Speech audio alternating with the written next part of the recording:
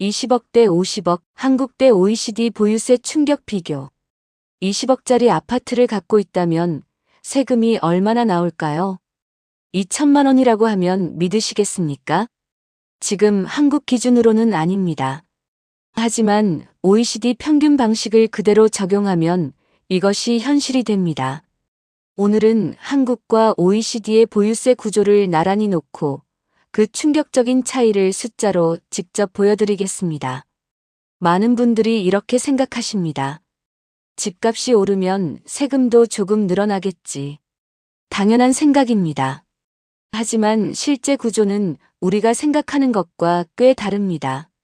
한국의 보유세는 복잡하고 억제 장치가 많습니다. 반면 OECD 주요국의 방식은 단순하고 광범위합니다. 이 차이 하나가 결과를 완전히 뒤바꿉니다. 한국에서 보유세는 이렇게 계산됩니다. 먼저 시가를 기준으로 공시가격을 산정하는데 이것이 시가의 약 69% 수준입니다. 예를 들어 시가 20억 원짜리 아파트라면 공시가격은 약 13억 8천만 원이 됩니다. 그런데 여기서 끝이 아닙니다. 공시가격에 다시 공정시장 가액 비율 60%를 곱합니다. 그러면 실제 과세 기준이 되는 과세 표준은 약 8억 2,800만 원으로 줄어듭니다. 시가 20억에서 시작했는데 세금을 매기는 기준은 8억 2,800만 원. 시가의 절반에도 못 미치는 수준입니다. 여기에 1주택자라면 12억 원 공제가 추가로 적용됩니다. 과세 표준 8억 2,800만 원은 공제 기준인 12억에 한참 미치지 못하기 때문에 종합부동산세는 아예 부과되지 않습니다. 20억짜리 아파트가 재산세만 내는 이유가 바로 이것입니다. 정리하면 이렇습니다. 시가 20억 공시가격 13억 8천만 원, 과세 표준 8억 2,800만 원, 그리고 종부세 과세 기준 미달. 세 단계를 거치면서 과세 기준이 시가의 약 41% 수준까지 낮아집니다. 세금을 줄여주는 장치가 여러 겹으로 쌓여있는 구조입니다. 그렇다면 실제로 얼마나 나올까요? 시가 20억 원 아파트라면 재산세와 종합부동산세를 합쳐 연간 약 250만 원입니다. 월로 따지면 20만 원 남짓입니다. 30억 원이면 약 600만 원, 50억 원이면 약 2천만 원 수준입니다. 여기서 중요한 포인트가 하나 있습니다. 20억 원대까지는 보유세 부담이 사실상 크지 않다는 점입니다. 집값이 오른 것에 비해 세금 체감이 낮은 이유가 바로 여기에 있습니다. 그런데 숫자를 자세히 들여다보면 흥미로운 현상이 보입니다. 20억에서 50억으로 집값은 2.5배 올랐습니다. 그런데 세금은 250만 원에서 2천만 원으로 무려 8배가 증가합니다. 왜 이런 일이 생길까요? 바로 종합부동산세 때문입니다. 공시가격 기준 12억 원을 초과하는 순간 누진 구조가 작동하면서 세금이 가파르게 올라갑니다. 12억 이하는 사실상 보호받는 구간이고 그 위부터는 세금이 급격히 무거워지는 구조입니다. 이제 완전히 다른 방식을 살펴보겠습니다. OECD 주요국들이 쓰는 방식은 단순합니다.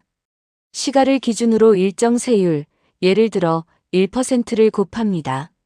끝입니다. 복잡한 공제 구간도 없고 중간에 조정하는 비율도 없습니다. 집값이 곧 과세 기준이 되고 거기에 단순하게 세율을 적용합니다. 단순한 만큼 명확하고 명확한 만큼 누구에게나 동일하게 적용됩니다. 같은 집값에 이 방식을 적용하면 결과가 어떻게 달라질까요? 20억 아파트라면 연간 2천만 원, 30억이면 3천만 원, 50억이면 5천만 원입니다. 월로 환산하면 20억 기준으로 매달 167만 원의 세금이 나오는 셈입니다. 이제 두 방식을 나란히 놓겠습니다. 20억 아파트, 한국에서는 250만 원, OECD 방식이라면 2천만 원, 차이가 8배입니다. 30억은 한국 600만 원, OECD 3천만 원, 5배 차이입니다. 50억은 한국 2천만 원, OECD 5천만 원, 2.5배 차이입니다. 집값이 낮을수록 격차가 크고 올라갈수록 그 차이가 좁혀집니다. 한국의 종부세 누진 구조가 고가 주택에 집중되기 때문입니다. 이 차이가 의미하는 바는 무엇일까요? 한국 방식은 이렇게 요약할 수 있습니다. 일정 기준 이하의 주택은 세금 부담을 낮게 유지해 보호하고 고가 주택에 집중적으로 과세하는 구조입니다. 이른바 핀셋 과세입니다. OECD 방식은 반대입니다. 모든 주택에 동일한 기준으로 넓게 과세하되 구조는 단순합니다. 전체 과세입니다. 어느 쪽이 옳다고 단정 지을 수는 없습니다. 하지만 두 방식이 부동산 시장에 미치는 영향은 분명히 다릅니다. 만약 한국이 OECD 방식인 1% 세율로 전환한다면 어떤 일이 벌어질까요? 우선 보유 비용이 크게 늘어납니다. 다주택자의 경우 매년 수천만 원의 추가 부담이 생기기 때문에 매물을 내놓는 유인이 생깁니다. 시장의 공급이 늘어날 수 있습니다.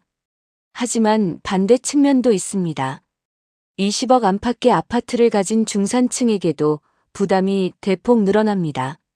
집 한 채를 지키기 위해 매년 2천만 원에 가까운 세금을 내야 한다면 이것은 다른 차원의 압박이 됩니다.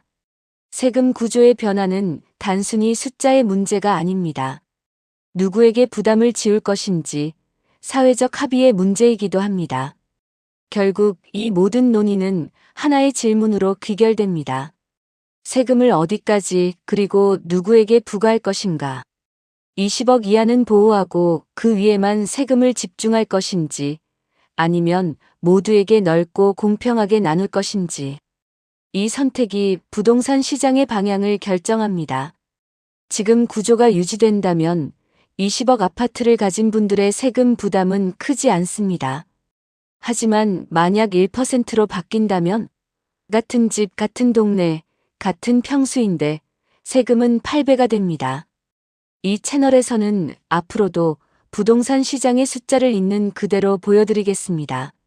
오늘 영상이 도움이 되셨다면 구독과 좋아요 부탁드립니다. 다음 영상에서 뵙겠습니다.